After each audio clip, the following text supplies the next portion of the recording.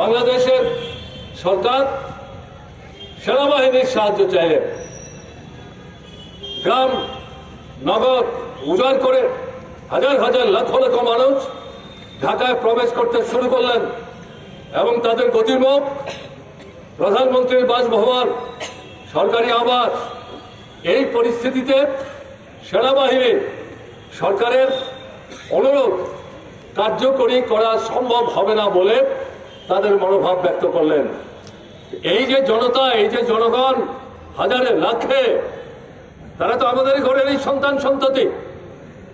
এখন তাদের উপর যদি আমরা গুলি চালাবার চেষ্টা করি, লাঠি নিয়ে নেবার চেষ্টা করি, এমনিতে এর মধ্যে 2 শতাধিক জীবন হারিয়েছে।